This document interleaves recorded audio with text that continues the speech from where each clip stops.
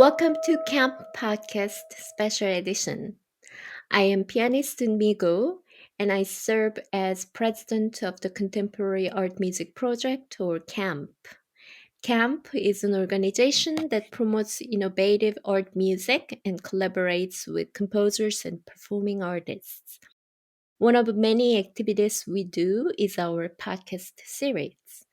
Our hosts explore a wide range of topics from marginalized composers in the music history to current collaborations. Tonight, I am your host, and I am delighted to have Chaowen Ting, the founder and artistic director of Girls Who Conduct. Girls Who Conduct is an initiative created in 2020 to empower and encourage the upcoming generation of women identifying, and non binary conductors by providing a program for training, mentorship, and camaraderie in order to foster diversity and inclusion in classical music. Hi, Chawan. Welcome and thank you for being here. Thank you so much for having me. I'm so excited. I would like to know how you started music and how you uh, choose this path and who influenced you and why you picked the music and who made you become a musician and all sorts of things. Yes, of course. So I started playing piano when I was very little. As a lot of the Asian Chinese family, I was born and raised in Taiwan. My mom is a music lover. She didn't have like the official real music training, but she really loved music. She loves singing, and she learned to play piano a little bit from the daughter of a church priest when she was in high Mm, school. So when she had kids, and she had me at a very young age. I think she had me when she just turned 21. So she had this goal of being the perfect mom, and part of being a perfect mom is to raise kids, like playing instruments, knowing a lot of things. So I was sent to a lot of different camps after school. Did a lot of things. So my mom was teaching piano part time when I was little. So I grew up listening to older kids, like having lessons and all that. And then she found that I had good ears, that I could point out what other kids played wrong because I've mm, been listening to it so many times. So sometimes, even if she didn't catch it, I would say that was wrong. That's the wrong notes, that's the wrong rhythm, and all that. So she thought I could maybe try this out. So I went to a special music program from elementary school. So since first grade, I was in school from 8 to 5, and we took lessons. And we had musicianship class. We sang in choir. We do side singing and dictation, string orchestra, all that in school. So it's public education. You have to pay a little bit, but the government pays for your lessons. That was the most expensive part. But my mom always encouraged me to grow up being something else instead of professional musicians.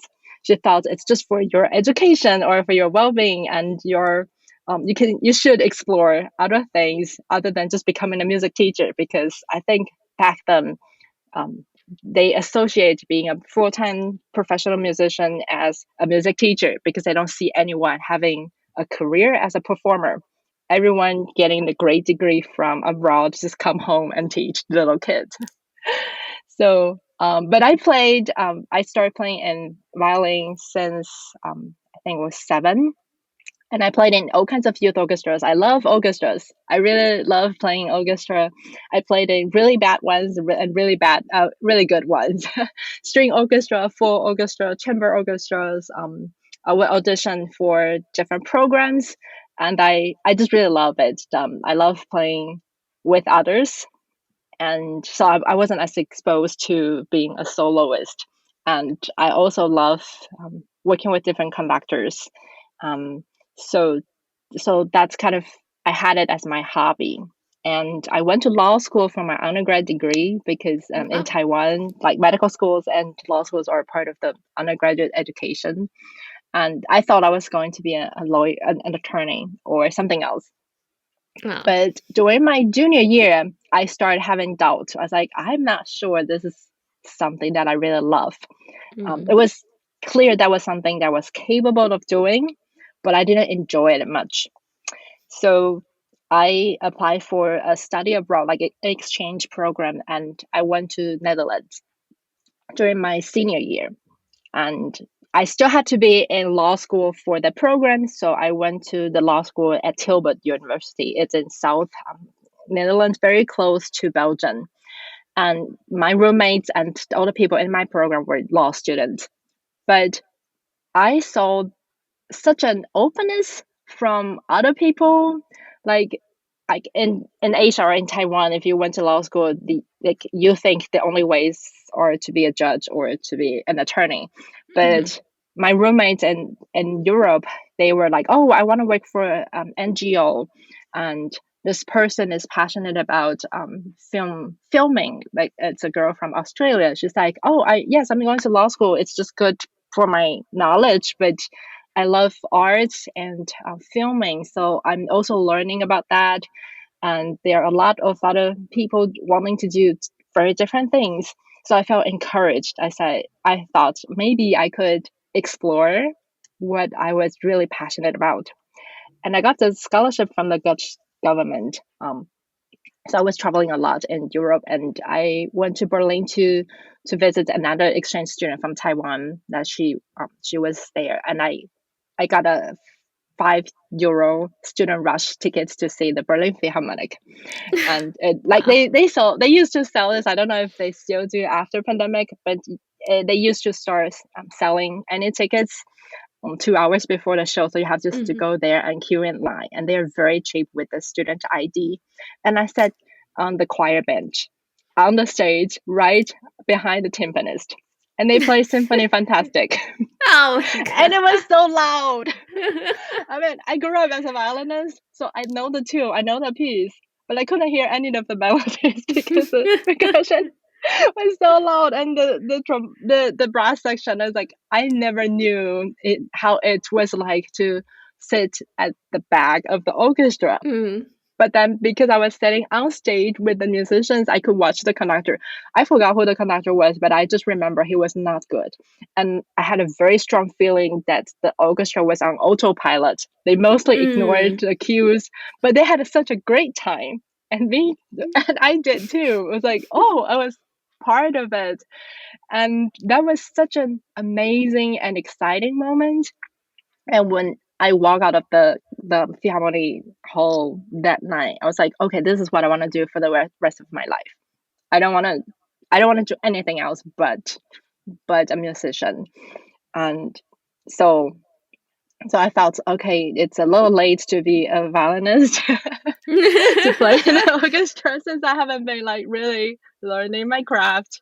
And I've tried conducting in high school. So I conducted our high school choir and string orchestra. We were combined with the boys. So I went to a girls' high school, and we only had string orchestra because all the wind players were in marching band. Mm. It was the school policy. So we would combine with the boys' high school that's very close by to form a full orchestra. So I conducted quite a lot. We would do programs and play chamber music. So I thought I had some experience, and maybe that's something that I could be good at, or I can do. So I went back home, finished my study.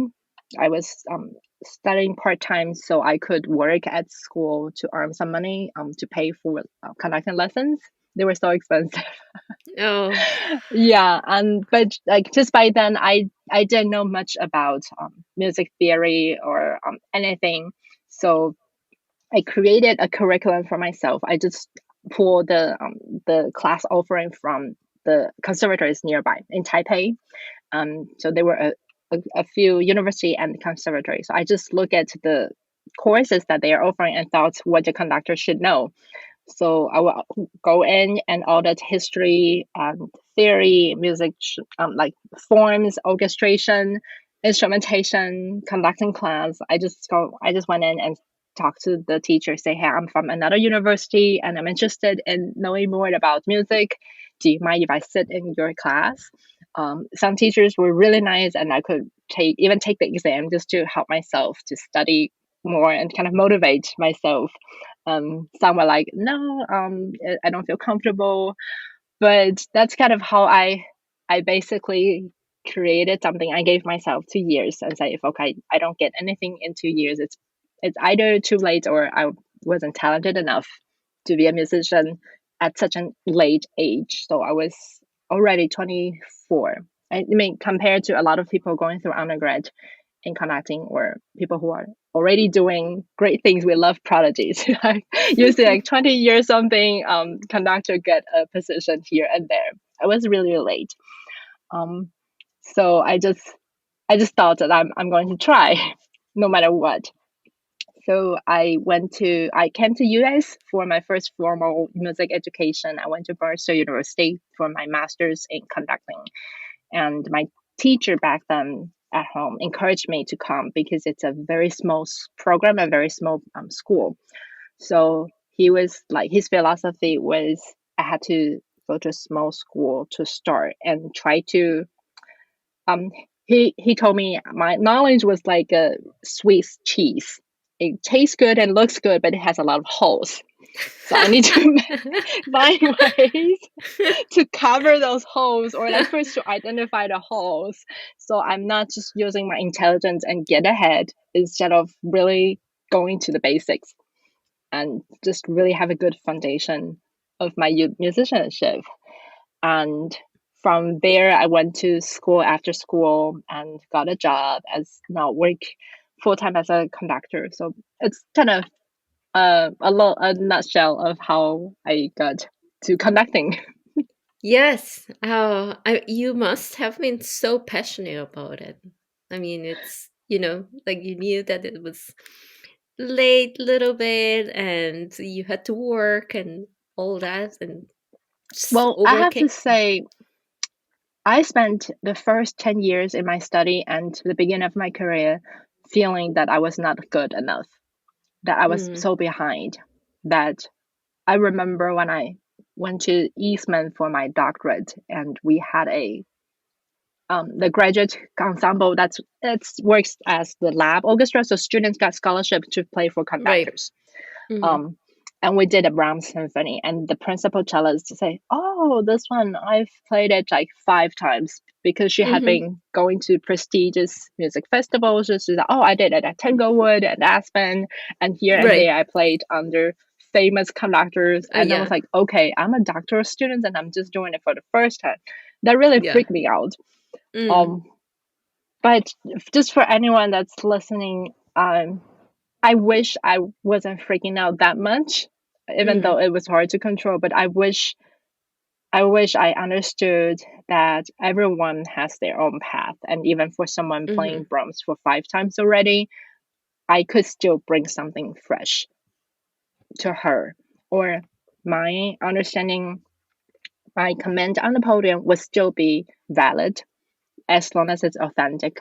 But I didn't know back then. I always Mm, questioned myself. Whenever something wrong, my first reaction was always, "Oh my god, I did something wrong. I was bad." mm, mm, I would beat myself up so much until at a point, it was actually my colleague at Eastman. So like one of the master's conductor was very nervous all the time. So after he conduct, he would ask us, "Was it okay, Chaowen? Was it okay? Did I do well? Did like I practiced so much? Was I okay?" And so there was one time that us DMA students were talking about him. Was so I was a little bad. I was almost like making fun. So I asked my colleague Chong Ho Kim, and I said, "Hey, Chong Ho, did I do okay? Was that okay? Was my conduct clear?" And he looked at me. He's like, "Come on, Chaowen, you passed that stage. You know you're good.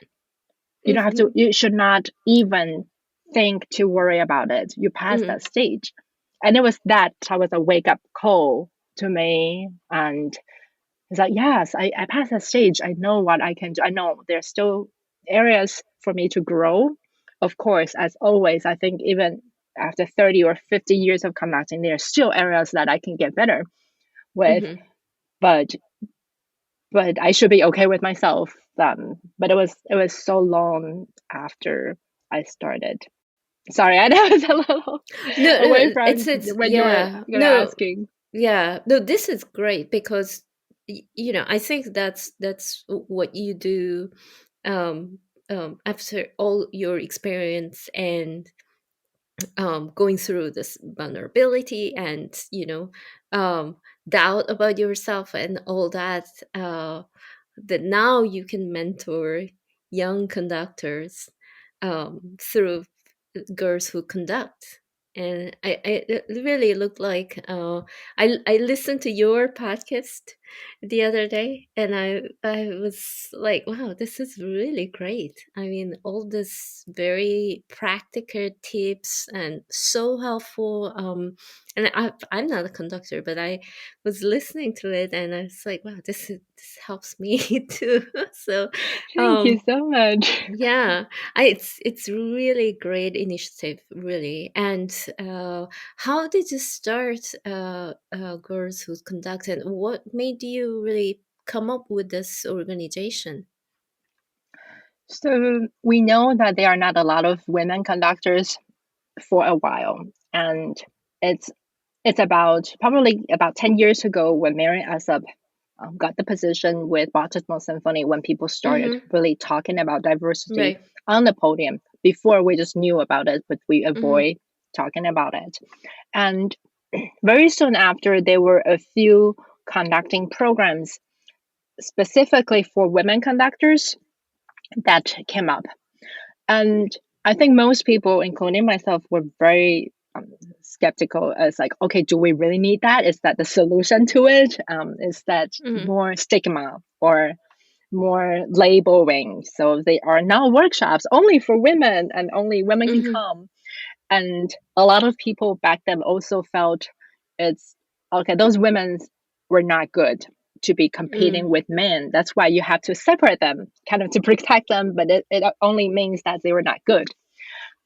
I was very skeptical, but I had some support for traveling and going to workshops. So I went to a few of them just to check them out to see if they were, one, any different from other conducting workshops that I've been to, or two, if there is really anything special about this gender specific mentorship or education. So Alice Farham in UK was one of the first people who started this kind of program helping women conductors. And I went to the workshop that she organized. It's hard to believe she had organized three different, she called them phase two, meaning so for experienced conductors, it's not baby conducting, but very specific. So they were choral conducting, ballet conducting, and opera conducting. And for the ballet and opera conducting workshop, they partnered with the Royal Opera House, and they use the people and staff from the Young Artist Program. So you have singers from the Young Artist Program who were awesome, the pianists from them, and back then there were only 24 people who applied. Like now, like any single job or workshops, you easily had 100. Or like when I remember when I went to the high tech masterclass the 2 years before, there were over 300 people applying for that workshop, and for this one, there were only 24. So I got in very easily, in a sense. But I was like really curious, and um, the teacher who taught the opera conducting workshop was Juliet Jones, and she is very awesome. Had she had a lot of practical things to say, and I think she came as a little harsh for some of the participants who were less experienced or who were just kind Mm, of beginning. Because at the very beginning, the first time she met us, she wanted us to start conducting right away. She said, when you are mm, guest conducting at any opera house, it only matters how good your musicianship and how prepared you are, mhm, and your look, and that's something else to maybe that would get you to the podium. But once you're working with the musicians, that's the most important thing. They don't care if you had a bad day, they don't care if you had traffic, they don't care if you had jet lag. The musicians don't care. They want you to be able to do your job very, very well. And if you don't in the first 5 minutes, you are screwed. Like basically, you're fired. Even not contract wise, but they won't trust you anymore. And I think that was considered a little harsh for some of the other conductors. They were like, "Oh my God, we're just here to learn, and why are you putting us under such a stress and all that?" But anyways, that was a really special experience, and no one had talked to me like that because in my education, I only had oh no, I had one woman teacher at beginning in Taiwan, but she was very business like. She taught students as if running a business. But Mm. all my important and major mentors remain. They were all very supportive, but they are things that they don't understand because of their experience. They are all white men, um, the older generation white men. I learned so much from them. Um, and then from my education, they always just told me I just need to be the best conductor and then I'll win the job, which is not always true. Or they don't understand how to deal with some negative feelings from a certain ensemble members, for example. Like we got that a lot. It was like, okay, you're just a little girl here conducting us, telling us what to do. what who made you think you can tell us? Like I had conducted a concert with a professional orchestra when the principal horn just wouldn't take my tempo at all. So the piece started with the horn solo. I gave a tempo, he played whatever he wanted, ignored me the entire time. I insisted on my tempo and he did whatever he wanted. But my teacher couldn't really help me in this kind of situations. And it was with Julia Jones, it was the first time that was a little, but she didn't want to go. She didn't want to talk about the gender issue, and I think that's true for quite a few established conductors. They don't want to be labeled or associated Mm-hmm. with their good as a woman, which I understood.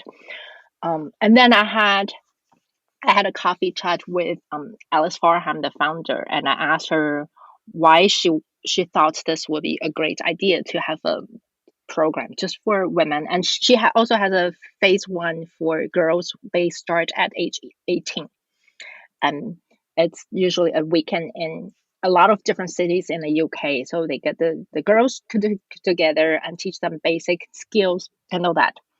And she told me she was a church organist, so she had to lead choirs at times, but she never thought that she would be a conductor until much later. And because she didn't think that was possible, or she thought it was, oh, I'm just doing it when the conductor is not here. It's not my true where my true value is, or anything. So she wanted to be the person who told young girls this is possible. If you look further, you see conductors all the time. This is something for you too. It's not something just for other people or for the boys or for women.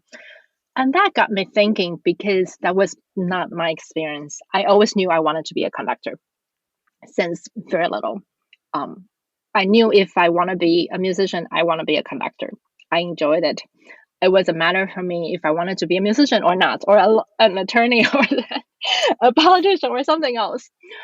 So I didn't have that experience, and I met Karina Kanelakis, who is now also very famous at Caprio Festival. She said the same thing. She was playing violin, and she went to the Chaowen Academy until the conductor told her, "Hey, you had something special. You could be a good conductor." And before that, she didn't have any desire to be a conductor. So I started to notice this is a common thing for young girls or established, like really good instrumentalist girl musicians, but I didn't know how to help them because I didn't have that Mm. experience. I always knew I just want to conduct. So I had that thought kind of seated in me, but I didn't know what I could do. I just thought, okay, I'm going to think about that. When pandemic hit, everybody was suddenly out of jobs, and we thought at first it was 2 weeks and then 2 months, and then you had no idea how long it was going to last. And all my conductor friends lost jobs, and So the only thing that we had to switch to was the online program. So you see a lot Mhm. of conductors starting doing podcasting or interviews, YouTube. We started learning editing skills, synchronizing every single part, and I didn't think I would bring much value or I would impact the music community much by promoting another past concert. Mhm. Or there are people with much better editing skills than me or having much better things to say. So I thought, oh, this is time to help some other girls. And what can we do? So I there were some conductor friends who had expressed interest in helping me. I just reached out. There were about 20 of them, and um, the majority say, "Okay, I'm interested in helping along the line, but right now it's not a good time." And which I understood. Pandemic just hit, and there were five other women. They were very passionate. Say, "Yes, let's do it now." So we got together and really planned. Okay, what can we do? What is a good thing that is different from what's currently in the market now, and that's special. So we decided to go to a younger age group. So we started with high school and college women from age 16 to so basically junior or sophomore in high school until about junior in college. And we felt that was the time, if they were interested in conducting, that we can really spread some seeds or encourage them to consider this, because it's about when you're making decisions and exploring your identity. And we started a mentorship program. It's a 6 week online courses, and we taught them a lot of skills that we wish we had given we had been given when we were starting. So we explore basic conducting. We group them into their experience, because like if you had a drum major girl, it's very different from someone who only played an instrument or sang in choir, had no experience. So we grouped them into different groups. We did basic conducting, we did score study, programming, rehearsal techniques, and then we really went into the practical parts about resume, how you apply for things, how you present yourself, because that has become such an important thing. And we also had more intimate discussions, in a sense, like talking about dress, or like if you have curvy figure or very thin figure, how do you dress, or like where to find clothes, what to wear, if you have jewelry or not, if you have earrings or not. Those things you feel sometimes embarrassed to ask. But since conducting is such a profession that we work on perception, it's more about how people see you than what you think you're showing. It's a tricky thing. And the society still unfortunately view women very differently from men, especially at leadership roles. We have all this politician studies or business women studies helping us too. But we know, like when you stand there, the same words said by a male conductor is totally will be interpreted very differently from a woman. So we talked about that. From there, we had like it was such a well received program. I think a lot of girls never had this opportunity. We also had really supportive teachers, kind of identifying great students or spreading the words for us. From there, we expanded to having, now we have three regular programs. We still keep this first program. We now call them the high school and college mentorship program. And then we added one that is early career. So that is more a one on one mentorship. Mhm. So people who are currently in grad school, maybe, or just graduate in grad Mhm. school, or have been working for a little while, wanting to see what's going on as next steps. So we pair them with women in the profession, including all genres. So we always do all genres. So they're our mentors are wind band conducting, musical theater conductors, um, choir directors, opera and orchestra. We always have every part, and then we got together. So they have mentorship with their mentors. They can ask questions, design a study plan, and then we have a joint fellowship with the Georgia Symphony here near Atlanta. So we have six fellows. They coming for 3 weekends residency, and during the year we have Zoom meetings. Um, they are actually coming by the at the time when we are recording. They are coming in for their last residency in May, late May. And Georgia Symphony just expressed interest in renewing this for the coming year. So it's really exciting, and we are just like continuing to see how we can on one side make this really sustainable. Um, because after pandemics getting better in a sense, people Mm-hmm. start to get busy. So we are Right. not, yeah. So like doing works present some challenge in scheduling. Mm-hmm. And also we want to see the conductors because it's a little sad to only talk about conducting on the screen. Um, and then on the one other side is like how we can continue expanding. And we had a hope to go down to to middle school ages, um, to maybe develop a curriculum so the teachers can incorporate that into their teaching. Just kind of we just want to spread the seed for the younger girls and to really help the professional women, because a lot of people would say, okay, I want to hire a woman, there are no good ones. But we say, no, no, we are preparing a very strong pool of women. We help them in any way we can by networking them with professional women, by helping them with the soft skills, or like professional skills. So we are like on that end, we're preparing a great pool of women candidates and non-binary candidates, but spreading seed at the much younger age.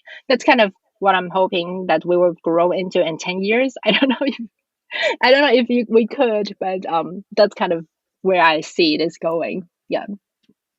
Yeah, it's great. I mean, it's kind of another um, education. Uh, I mean, it's outside of this university education, but it's still. I mean, it's really such an important part. I think for educating younger generation, and I think it's so important to have that kind of mentorship because I always also felt that I need that, and I but you also are the director of Girls Who Conduct, and I always felt that I need to see someone who's like me running an organization, and it always I don't know. It helps me still. I think to so it's really nice. I get so excited to meet someone who's who's woman, who's Asian, and who's has organization that they manage and run. So yeah, I think it's Yeah. great. Yeah, it's also really exciting that it's somehow I didn't even think about that, but one of the benefits of running Girls Who Connect is I got to connect with some real awesome people like you. Yeah. Like they found out first about the organization, and I had became friends with some people that Right. I would have never met, Right. or knowing someone doing equally, if not more awesome works, like working really hard in their field or in their community. But as I said, I actually modeled Girls Who Conduct Girls Who Code. That's where our name came from. I see. They are the STEAM program because I did a lot of research on gender study for both composer and conductors, and that was the program that's been really successful. But Hmm. they went much younger, and they have curriculum that anyone can run, like clubs and that. And I felt maybe conducting is a little more specific as opposed to just like a general STEM, like science ideas. Hmm. So we kind of modified their program, but that's where my idea was from. I um, see. yeah, it was Girls Who Code. I see. Wow. Yeah. It's really cool. But it seems really really practical what you were teaching, and you talked about this even like concert um, closing, how how conductors can dress. And also I learned from your podcast about all this, how you can rehearse, how you dealt with ensemble members, and how you can keep yourself sane. Right, but I'm sure that you don't really get that from, like, from schooling, from, usually from courses, but that's what you would need uh, uh, when you are at work, actually. Yeah, so the podcast is a separate thing that I've been doing on my own, but of course it has this Girls Conduct association to it. And the goal for the podcast is to cover everything that is was not covered by our regular programs. Mm-hmm. Um, so yes, as you say, there are things that I learned much later in my professional life, Mm-hmm. paying really hard lessons, Right. aka Right. like losing a renewal contract or being disliked by Oh. certain orchestra members, and then I learned what I did wrong. But because Mm. I didn't have anyone to ask, Right. or and then I remember those days when I used to go to a lot of conducting workshops, I would be the only or one of the very few women, and it was so hard to network with the other participants. Like I felt there was one time that's really memorable. I still remember exactly what happened. So it's a very prestige festival, and but there were quite a few women. They were four, I think. Like we were, yeah, there were four of us, but we didn't really talk to each other. And I remember the guys were there talking about Aspen. So one guy asked the other one, say, "Hey, so like they all, I think they all went to Aspen at some point." And one guy said, "Oh, like so and so asked me how to get contact, but now he is getting much better gigs than I did." And the other one said, "Yes, I felt the same once I went to Aspen, and I was like really getting all the gigs, but I would still want to go up and more." So I approached them. I just kind of get closer and casually and say, "Hey, were you talking about summer festivals? Did you all go to Aspen?" And then they immediately closed that conversation. They said, "Oh yeah, Mm. there's nothing important. Yeah, we just were talking about summer plan. What are you doing this summer?" It's like they didn't want to share that information with Mm. me so obviously, and that's how I felt in a lot of places that they don't take you seriously, even if you're a colleague or even if you Mm. prove yourself that you can conduct, you're a good conductor, they still don't take you seriously. They just want to flirt with you or ignore you completely.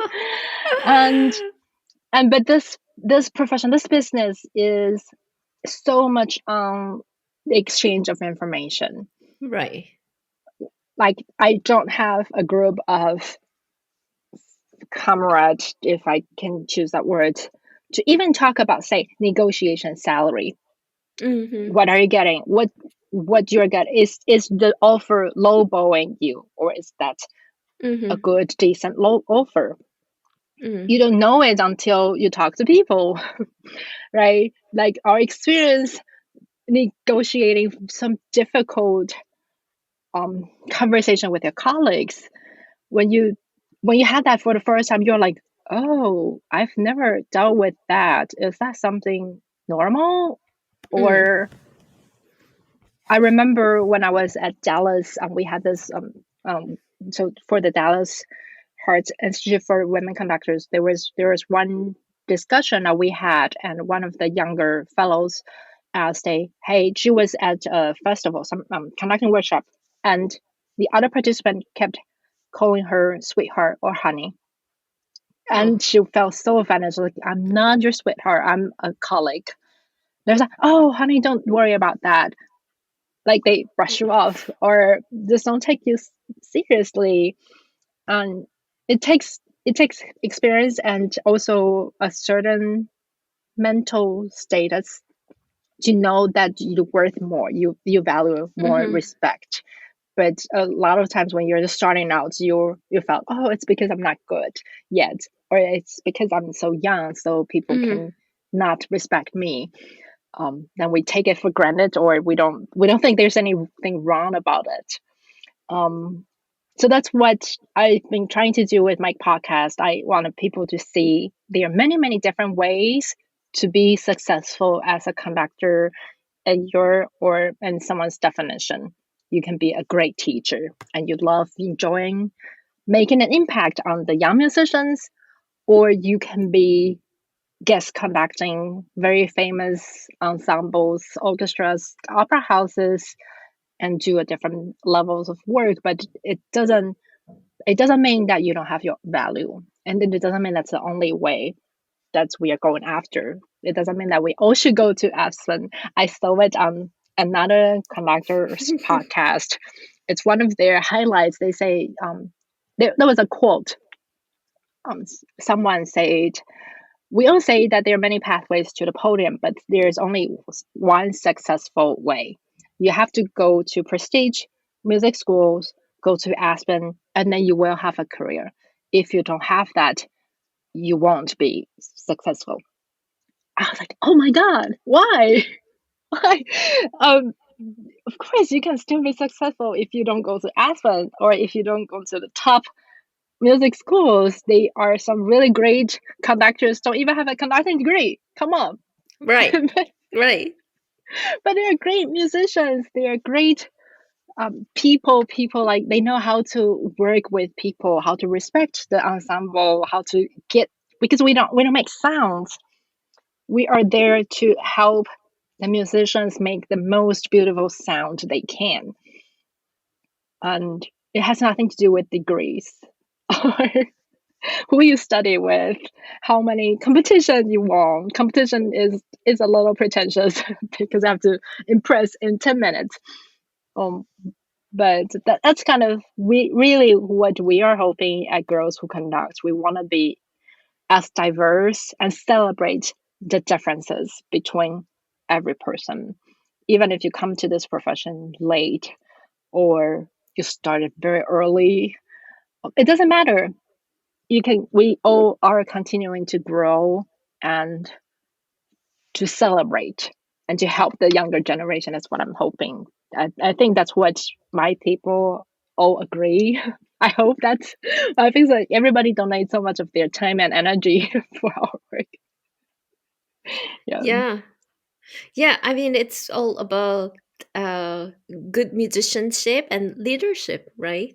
Like good Hmm. leadership, good people skill um, to be a good conductor. I think it's not like Hmm. you said. It's not about this. Oh, yeah, I went so and so and so.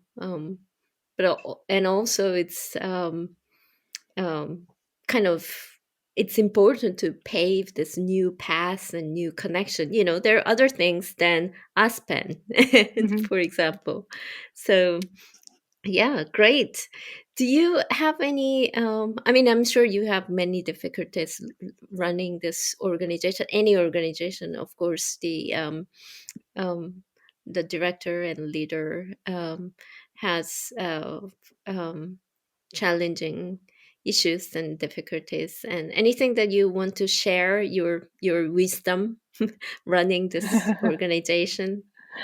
um, I've learned so much running this organization. I have to say, it's such a great journey for myself in terms of learning what leadership means to me. Because I never had to work so closely with a group of women, deciding a lot of things. And um, I think one difficulty right now is because everybody is starting to get busy scheduling, and then kind of keeping everybody motivated and devoted into the project is difficult. It's like you can't expect everyone to place Girls Conduct at the same priority Hmm. given their busy lives and schedule. And so continuing to find ways to not just like, it's not to motivate people, but to collaborate with people. And so now I see my role as helping people to be the best they want to be. So if they want to be less involved with girls who conduct, which is totally okay if they still intend to be a member. So like kind of continuing to find the best place for everyone that coming to you, because we have Mhm. new people that just knew about us, wanting to get involved. How do we, where do we put them, where, what is the healthy structure? That has been the continuous challenge. It's not that like really difficult, but it's a kind of really challenging my skill as well. How do I talk to people? How do I conduct difficult conversation? Sometimes I have to, when things are not going as smoothly, and it's hard because we are all mostly volunteers. Most of us are not paid for our works. So when people are genuinely wanting to support, how do you defer them to the best place to use their time and energy for your organization and also for them?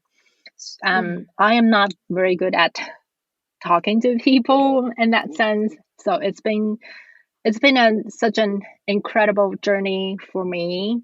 And I wanted to give a shout out to my team, but also conductor Jennifer Chen. If you haven't heard about her, she started doing leadership um, things with conductor for about a year now. And so we would talk, and she would share with me what she learned in the business world and all that, how we can apply some of the case studies into what we're doing, even though what we do here, nonprofit, is very small compared to the scale of a lot of big businesses.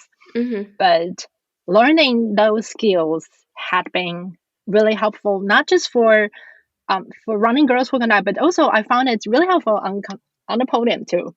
So Yeah. now when I have to rehearse, I can address things from a different angle, which I wouldn't have noticed Mm. before. Um, so that's kind of one continuous challenge, but it's great challenge because that makes people want to help and people want to get involved. So I'm very grateful for that. Great. Yeah. Well, I think it's about time to wrap up, and we love to wrap up with music. So Yes. I think we'll listen to Jennifer Jolie's You're Not Alone. And um, do you have any background history, your personal history with the music? Yes. So Jennifer Jolly is a very dear friend, and if Hmm. you haven't heard her music, she's awesome. She is, yes. She's a badass. And this this piece was a collaboration with the poet Scott Woods. That they collaborated on having the instrumentalist also say words and sing, and we it's inspired from the Me Too movement. Hmm. And I was so scared that when the Me Too movement came down after about 2 3 years, that we'll just forget about it because that's what happened with a lot of things. But I feel very blessed that the pandemic put everything on a hold, and for a lot of people to reflect on how we've been conducting our business. Like in the classical world, a lot of the diversity initiative wouldn't have been successful if not for pandemic. Otherwise, we would Hmm. just continue running our own things because it worked. Um, so for on that front, I'm very grateful for everybody to stop and rethink and see how we have to reach the audience, the community differently now in this in this time. But so we've used Jennifer Jolly's composition for our score study practice in the mentorship program, and she's a personal friend. And I also felt the lyrics and the music of this particular piece, "You're Not Alone," speaks for a lot of shared and common experience for minority, underrepresented conductors, composers, or even just anyone in general. How you had to stand up for yourself and know that you're not alone. That's what we are hearing a lot at Girls With Us. Like when someone asks a question, and other people like would put in a chat, "Oh my god, I had that question too. I didn't know I could ask that." Or things like, "Oh, I had that. I didn't know that that's something that someone else also experienced. But we want to find a community for ourselves and for many, many more people. And I'm so grateful for you to give me this opportunity to share our stories and Jolly's music with your audience. And thank you so much for having me. Thank you. So we'll listen to Jennifer Jolie. You are not alone. You are not alone.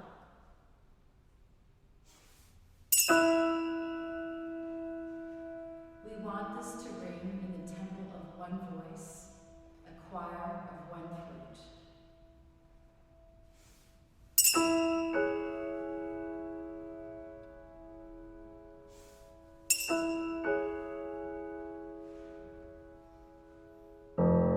But in the trenches of empire, it only explodes, only burns, in echoing robes. The uniform of the quietest war ever fought, the raiment of a religion, of whispering.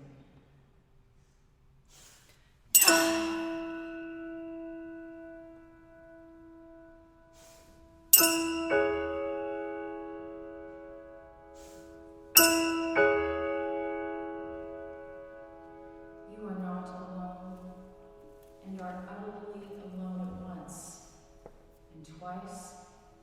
Someone told you you were beautiful and should smile more, and it was a sermon like a branding iron on your cheek.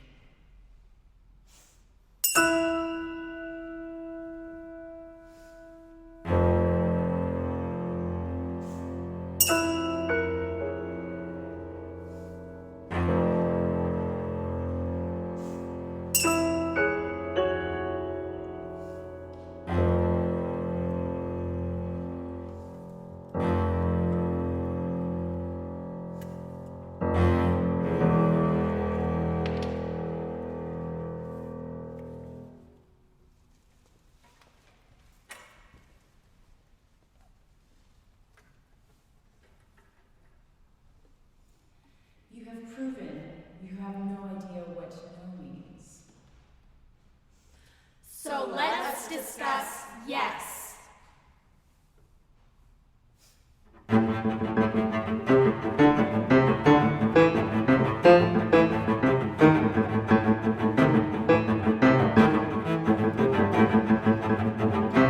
us discuss space and independence. Let us discuss the yes brings mental bias.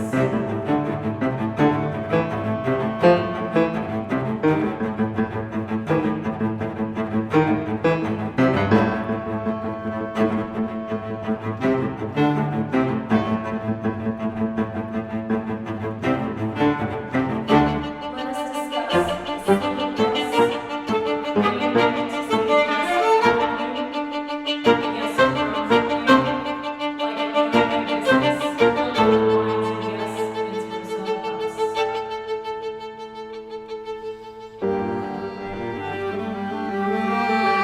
Let us discuss the pieces of yes, like a new moon. It does not know its orbit, like you. Then let us discuss it all, like I do not know.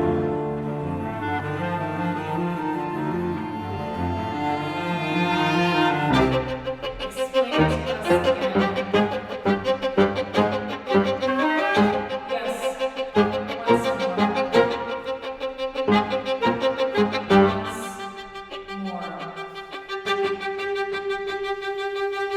Let us discuss how the way we speak to this is all between channel static and the ways made white, whispering away its truth, until it gleamed with agenda and substance and all the lights of the underscore.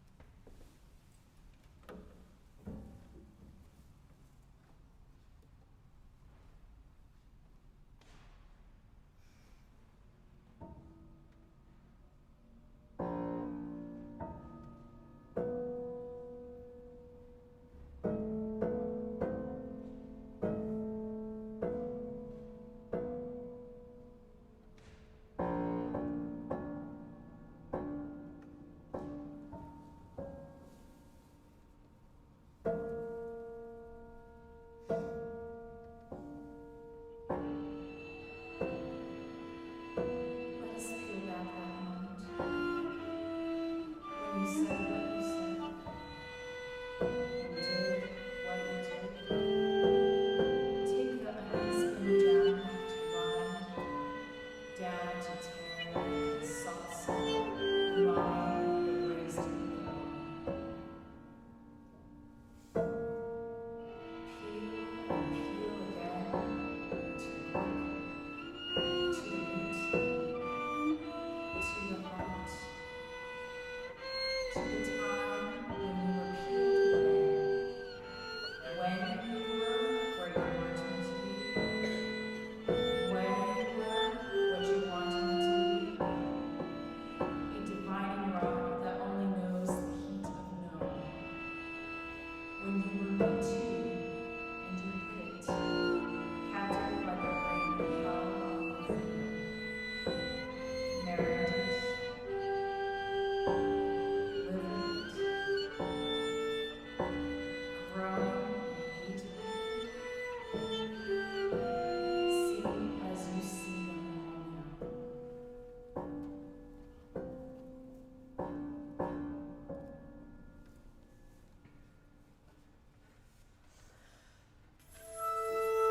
There is no Virgil to guide you, no parent pointing you to cross. When all the world bends to you need no guide, no tutor, no path. Every step is the wearing down, and man is in every step of the way.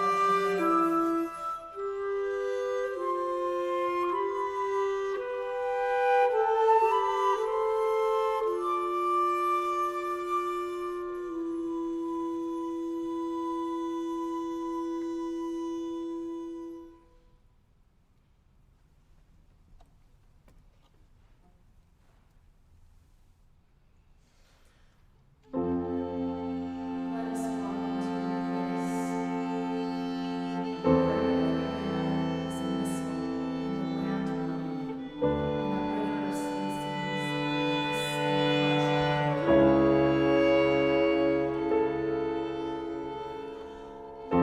Let us walk into the army of river, from its blood belts and treads, armed with the oligarchs all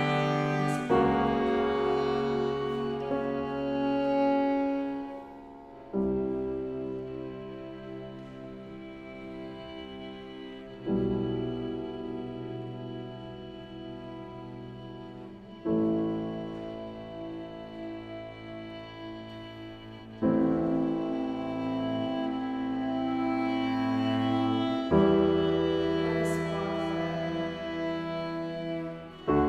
now, tomorrow. You could never predict. Let us walk anywhere. You could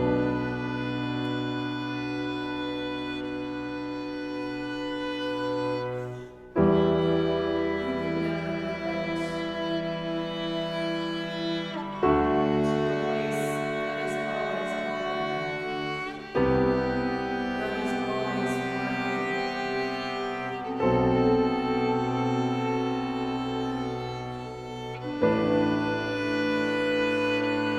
never predict. To a place that is always open, that is always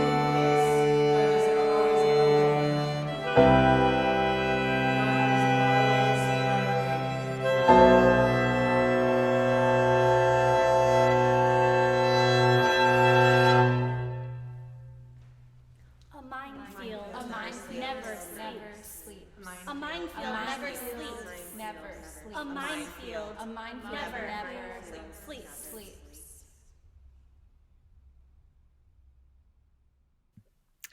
Thank you, everybody, for listening. Support us by donating. You can go to our website, www.contemporaryartmusicproject.org, and simply click the donate button. Help us continue our podcast, festival, and other exciting projects. I will see you next time with more exciting guests and music.